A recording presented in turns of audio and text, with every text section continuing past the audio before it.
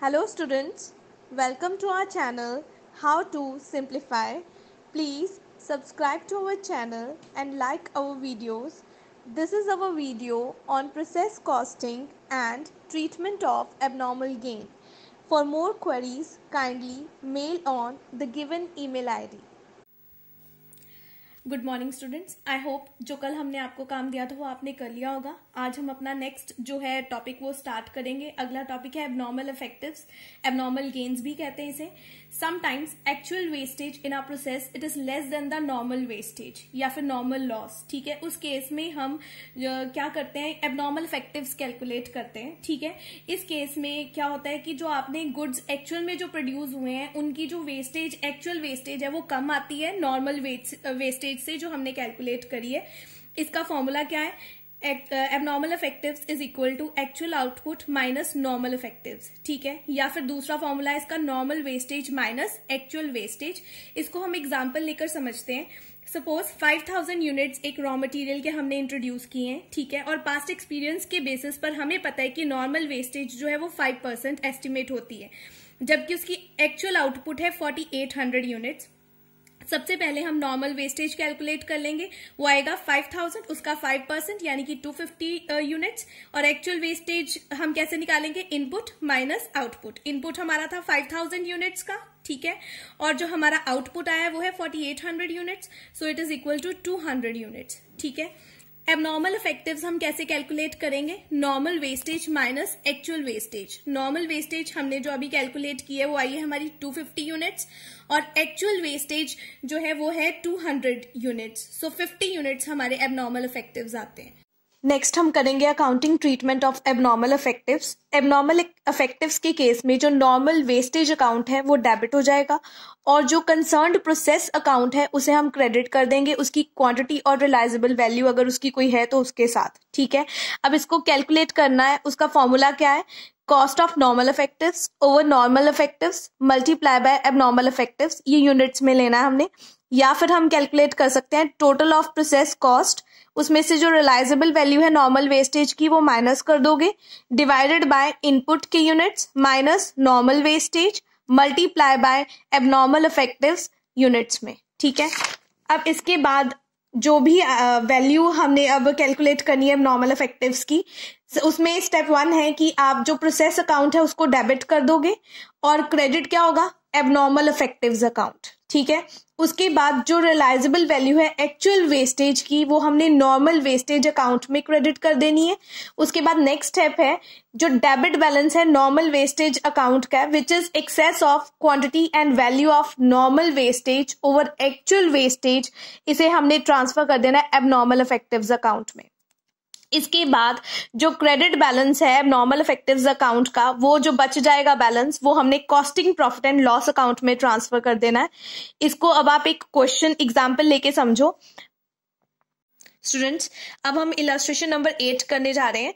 Process ए, उसकी units है 10,000 units issue हुए हैं। ठीक है, और उसकी कॉस्ट है 20,000, मटेरियल इशू है 15,000, डायरेक्ट वेजेस है 25,000, फैक्ट्री ओवरहेड्स हैं 10,000 एंड नॉर्मल वेस्टेज जो है 2% है, और उसकी जो रिलायजेबल वैल्यू है वो है ₹1 पर यूनिट, और एक्चुअल आउटपुट है 9900 यूनिट्स। प्रोसेस ए अकाउंट बनाएंगे।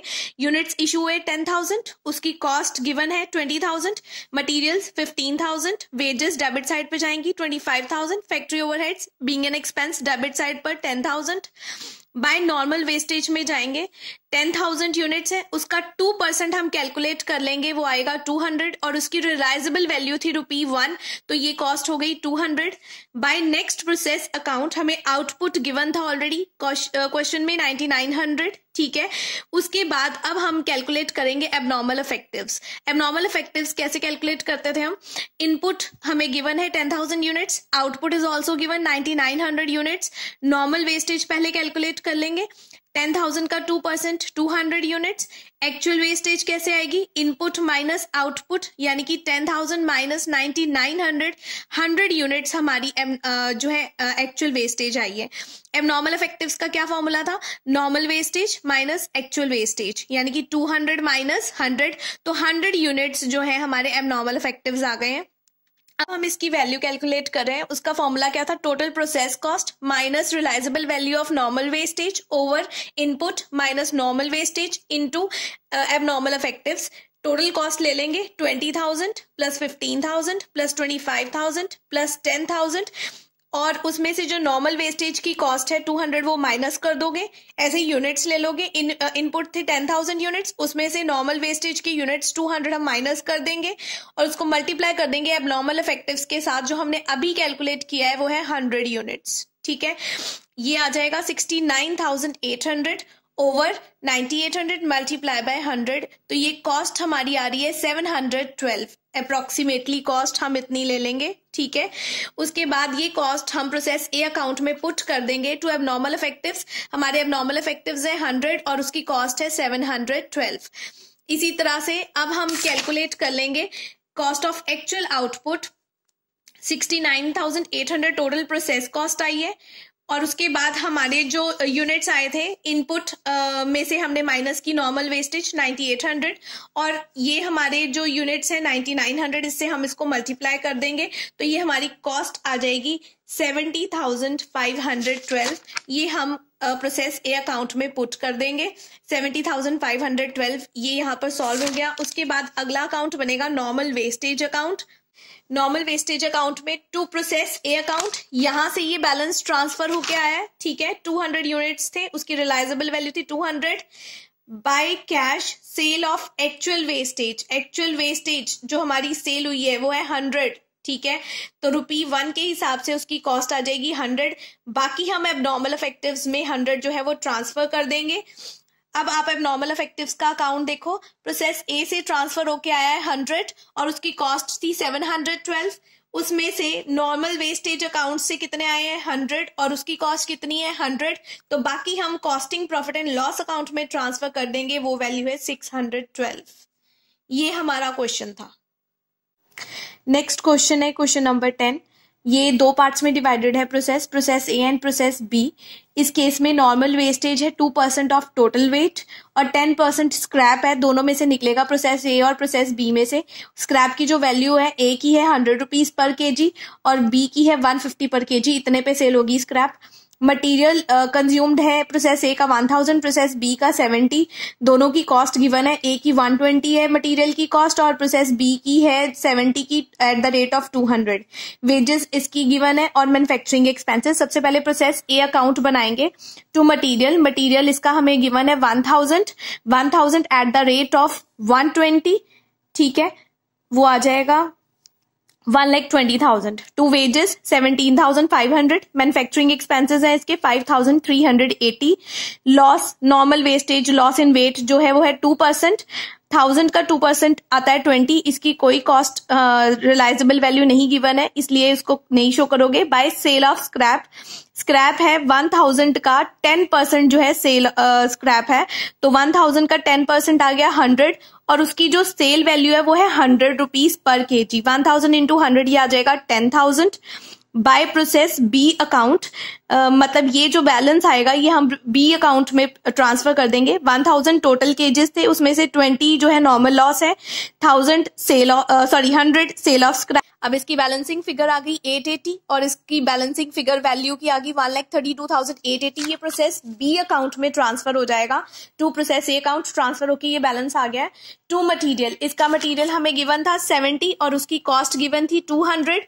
70 इंटू 200 ये आ जाएगा 14,000। इसके वेजेस गिवन है 10,000। मैन्युफैक्चरिंग एक्सपेंसेस हैं 5,342। अब इसका भी लॉस इन वेट कैलकुलेट कर लोगे, वो कैसे आएगा 880 प्लस 70 ये बनेगा 950। 950 का नॉर्मल वेस्टेज हम निकालेंगे 2%, वो आ जाएगी 19। इसकी कॉस्ट नहीं है। उसके बाद सेल ऑफ स्क्रैप निकालना है 950 वो है 10% उसका 95 आ जाएगा और उसकी सेल ऑफ स्क्रैप की हमें कॉस्ट गिवन है 150 पर सेल हुआ है तो ये कॉस्ट आ जाएगी 14,250। बस इसकी भी बैलेंसिंग फिगर कैलकुलेट कर लोगे 880 प्लस 70 माइनस 19 माइनस 95 ये आ जाएगा 836। इसी तरह से बैलेंसिंग फिगर उसकी कॉस्ट की आ जाएगी और ये जो बैलेंस है ये फिनिश्ड स्टॉक अकाउंट में ट्रांसफर कर दोगे। फिनिश्ड स्टॉक अकाउंट में सिर्फ एक ही आइटम जानी है इसलिए मैंने वो स्किप किया है। बस ये क्वेश्चन इतना ही है। गुड मॉर्निंग स्टूडेंट्स, आज हम करेंगे क्वेश्चन नंबर 11। ये जो क्वेश्चन है इसमें जो फिनिश्ड प्रोसेस है, फिनिश्ड स्टॉक तक जाने के लिए दो प्रोसेसेस के थ्रू जाना पड़ता है, process A and process B. उनकी अलग अलग कॉस्ट हमें गिवन है, मटेरियल कितने हैं, वेजेस कितने, मैन्युफैक्चरिंग एक्सपेंसेस कितने हैं। यूनिट्स इंट्रोड्यूस हुए हैं प्रोसेस ए में 5000 और उनकी कॉस्ट है 2500, ठीक है। Output is also given process A and process B, A का 4700 है, बी का 4150 यूनिट्स। वेस्टेज गिवन है 5% ए की है और बी प्रोसेस की 10% है, और स्क्रैप रिलाइजेबल वैल्यू गिवन है हमें 8 पर 100 यूनिट्स, मतलब हर 100 यूनिट्स के बदले में 8 रुपीज, ठीक है। अब हम इसका अकाउंट शुरू करेंगे। प्रोसेस ए अकाउंट है, तो यूनिट्स इंट्रोड्यूस्ड 5000 यूनिट्स इंट्रोड्यूस हुए थे, 2500 उसकी कॉस्ट है। इसके मटेरियल है 3000, वेजेस हैं 3500, मैन्युफैक्चरिंग एक्सपेंसेस हैं 1000, सब डेबिट साइड पे आएंगे। By normal wastage number of units introduced हैं 5000 का अगर हम 5% करते हैं तो वो आता है 250 यूनिट्स। 250 यूनिट्स को 100 से हम डिवाइड कर देंगे क्योंकि पर 100 निकालना है हमने, और वो आएंगे 2.5, 8 रुपए उसकी कॉस्ट है, तो टोटल ये 20 रुपीज इसकी कॉस्ट बन रही है। उसके अलावा by process B account output हमें गिवन है 4700, तो उसके लिए अब हमें निकालने पड़ेंगे, हमें एबनॉर्मल वेस्टेज है या एबनॉर्मल इफेक्टिव्स हैं। इसके लिए सबसे पहले इनपुट है हमारे पास 5000 यूनिट्स, नॉर्मल वेस्टेज आई थी 250 यूनिट्स। नॉर्मल इफेक्टिव्स कैलकुलेट कर लेंगे हम, 5000 माइनस 250 दैट इज 4000 यूनिट्स जो है वो आ जाएगा।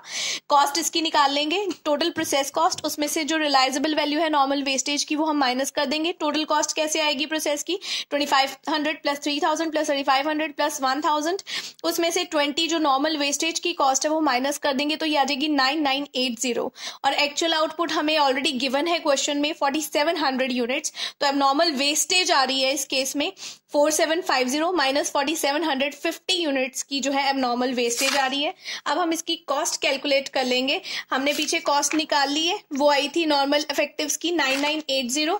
उसके अलावा हमने जो यूनिट्स लेने हैं वो लेने हैं नॉर्मल इफेक्टिव्स के 4750 यूनिट्स है, ठीक है। और एबनॉर्मल जो वेस्टेज है वो है 50 यूनिट्स, तो इससे हमारी कॉस्ट आ जाएगी ₹105।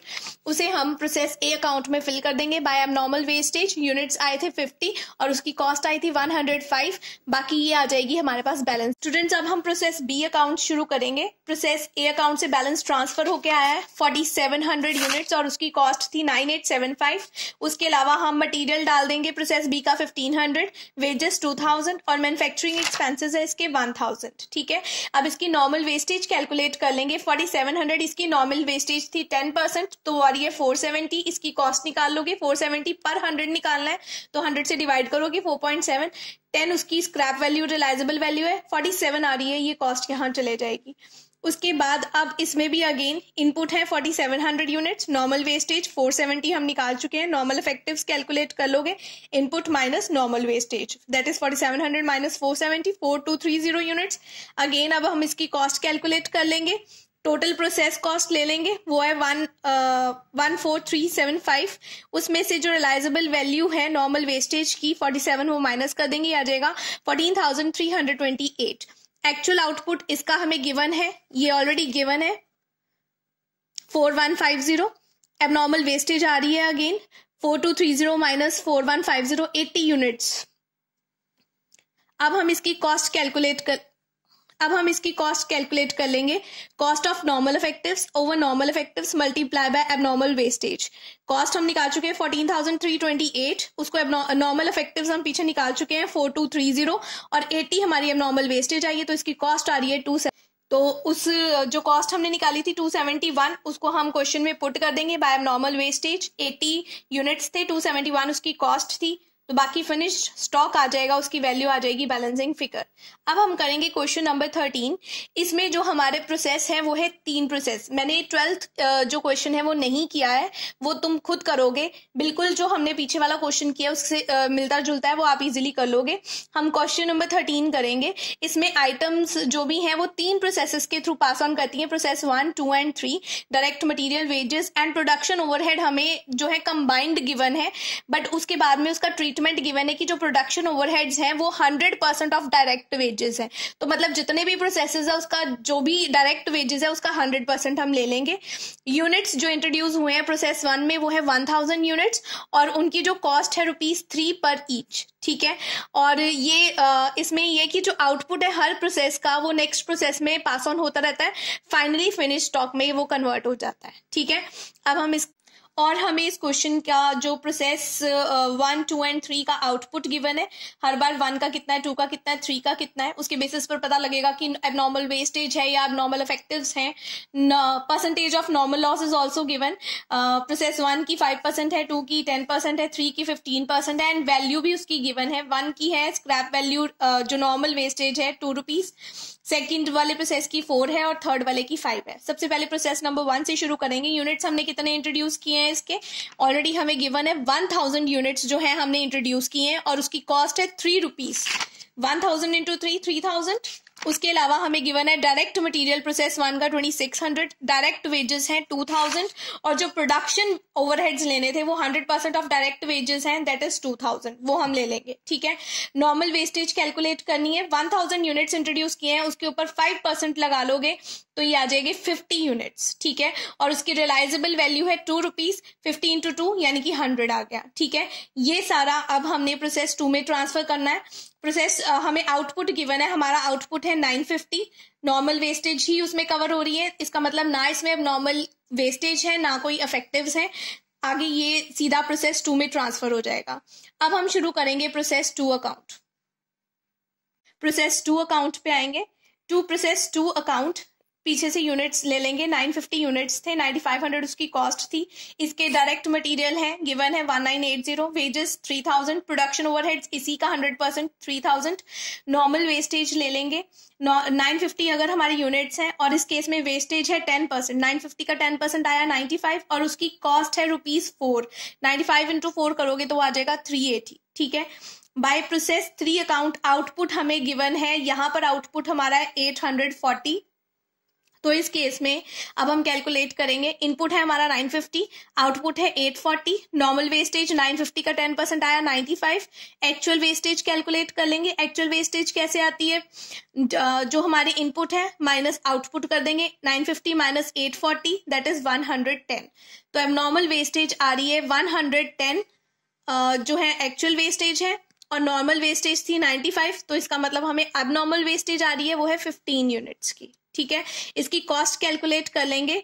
Total of process cost, process की कॉस्ट आ रही है 17,480, उसमें से जो नॉर्मल वेस्टेज की कॉस्ट है रिलाइजेबल वैल्यू 380 वो माइनस कर देंगे, डिवाइडेड बाय इनपुट। इनपुट था 950 और नॉर्मल वेस्टेज की यूनिट्स ले लेंगे 95, multiply by abnormal wastage. Abnormal wastage कितनी आई थी हमारी 15 यूनिट्स, ठीक है।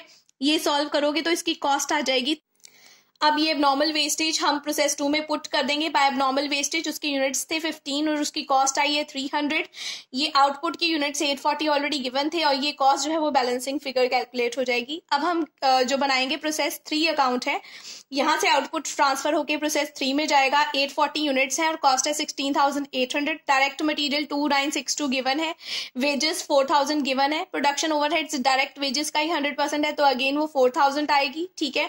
नॉर्मल वेस्टेज है हमारी यूनिट्स है 840 का 15%, इस केस में है 15%, वो आ रहा है 126 और उसकी कॉस्ट है 5। 126 इंटू 5 दैट इज 630, ठीक है। अब इस केस में अब हमने फिर से कैलकुलेट करना है कि हमें वेस्टेज हुई है या एबनॉर्मल इफेक्टिव्स हैं। तो इस केस में अगेन इनपुट है 840, आउटपुट है 750 दैट इज गिवन, ठीक है।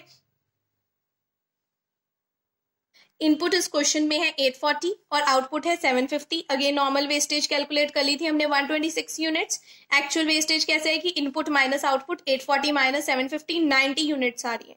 तो अब नॉर्मल इफेक्टिव्स आ रहे हैं इस केस में, क्योंकि इस केस में जो नॉर्मल वेस्टेज है वो ज्यादा है और जो एक्चुअल वेस्टेज है वो कम है। 36 यूनिट्स आ रहे हैं। अगेन इसकी कॉस्ट कैसे कैलकुलेट करनी है, टोटल ऑफ कॉस्ट ले लोगे। Total cost 16,800 plus 2962 plus 4000 plus 4000, उसमें से 630 हम कर देंगे माइनस, तो ये हमारे पास कॉस्ट आ जाएगी।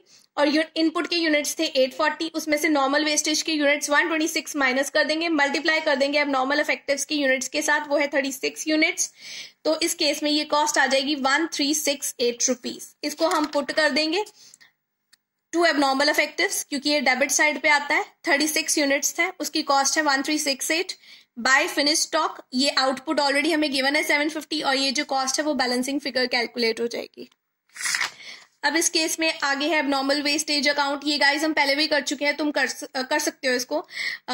यहां से आ जाओ टू प्रोसेस 2 अकाउंट। कितने यूनिट्स थे प्रोसेस 2 में एबनॉर्मल वेस्टेज के? 15, उसकी कॉस्ट थी 300 बाय कैश, मतलब सेल वैल्यू उसकी डालोगे 15, 4 रुपीज के हिसाब से 60 बनते हैं, तो बाकी किस में ट्रांसफर कर दोगे? Costing profit and loss account में। इसी तरह से एबनॉर्मल इफेक्टिव्स और नॉर्मल वेस्टेज का अकाउंट है, ठीक है। ट्राई करो ये अकाउंट्स बनाने। If you need assistance, mail on the given email ID. Thank you. Bye.